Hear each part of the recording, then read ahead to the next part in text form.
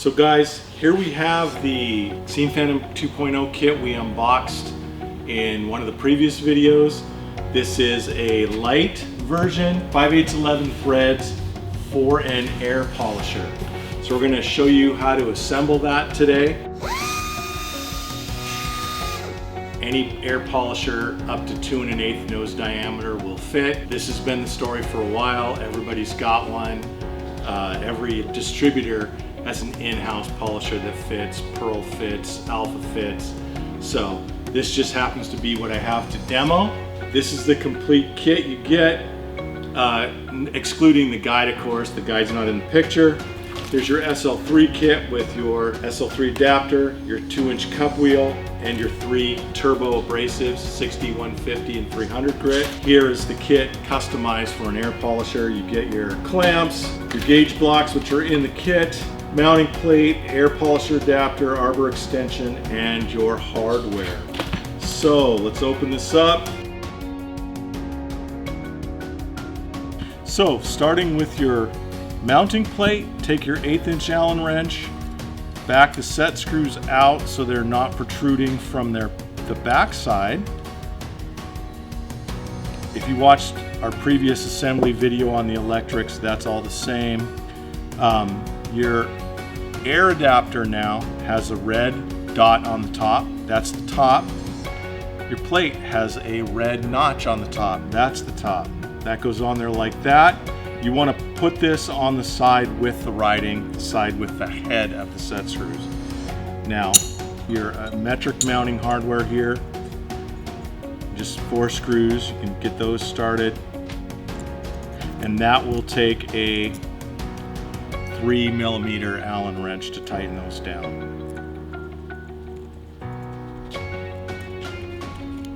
Get those snug down.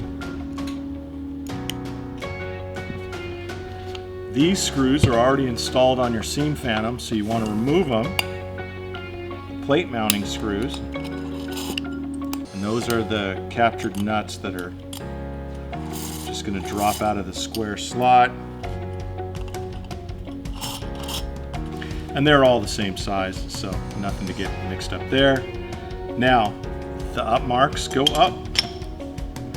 And this is the most awkward part, especially trying to do it kind of so the camera can see. Mount this here.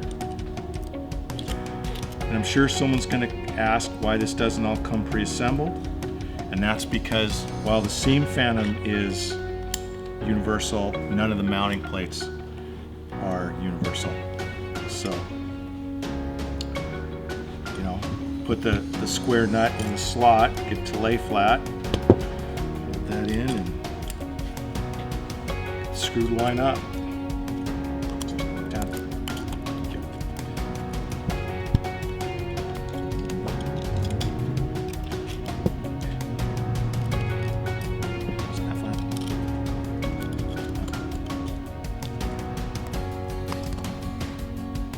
And then the Allen screws, I usually just bottom them out against the Seam Phantom so they're in as far as they'll go, so that they have less chance of rattling out. They do come with Loctite pre-applied. Now, this is something that gets forgotten by a lot of people. You want to put your arbor extension on before you install the polisher. So, air polisher wrench, crescent wrench, snug that up. Now this just slides into there and you tighten these screws around the outside. I usually start them in so they're just starting to protrude before I start putting the polisher in. There are 5 of them. Again, Loctite is pre-applied, so they are stiff to get started sometimes. If anyone knows a machine to put that Loctite on for me, right now we're doing them all by hand, so I appreciate that. Put that down in the comments if you know of an applicator that would help us there. And now this just slides in here. You want to hold it flat and straight down and then just go around and tighten these up until you've got the polisher locked in. There we go. Notice that screw is not lined up with the adjustment screw, so that you can actually access it, because we really use our tools and we notice these things. So your polisher's attached. Let's throw on the SL3 adapter. Air polisher wrench, again, will fit on there. These things are very square out of the box. We check them all, make sure they're square within tolerance. But we're gonna throw a square on here and check against the face of the adapter. Now from backwards here over the top, it looks pretty good. It looks like it's probably touching on the bottom first, which to me is perfect, because that will leave us open on the bottom a little bit. But if you want to adjust the angle, we usually start checking with this. Make sure they're very close to square. Do a test seam and see how we'd like to adjust it. If you want to adjust the angle, you loosen these screws up that held the mounting plate, and you use your set screws. And I don't know if you can see that, how that's happening, but the set screw is pushing the plate out on the top. You can adjust it either way in the vertical direction, and you can adjust it either way, kind of side to side laterally.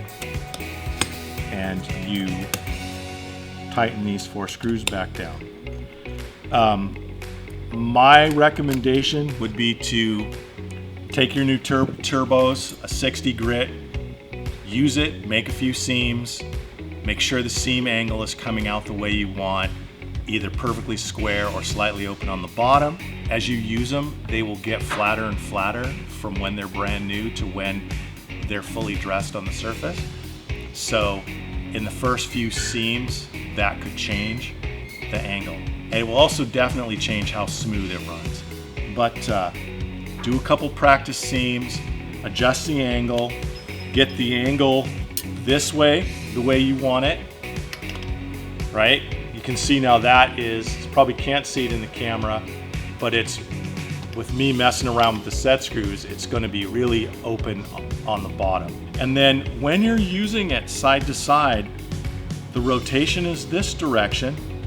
You want the leading edge of the pad to touch first. If this is your stone and your pad is rotating, your turbo is rotating this way, you want either perfectly square or the front edge touching first. You don't want to do this, because that will blow chips out of the top as it comes around. You want it to touch here like that. And that's very exaggerated, of course, but I don't know how else to demonstrate that.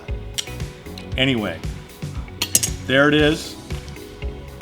Seam Phantom 2.0 Lite, using an air polisher for a power supply, very similar to the original Seam Phantom with the angle adjustment improvements. And we'll go over some of the other improved features in another video. So there's Seam Phantom 2.0 Lite with the air polisher installed. Hopefully that was clear. It should be very similar to original Seam Phantom with an air polisher. Of course, the mounting adapter plate and angle adjustments are different.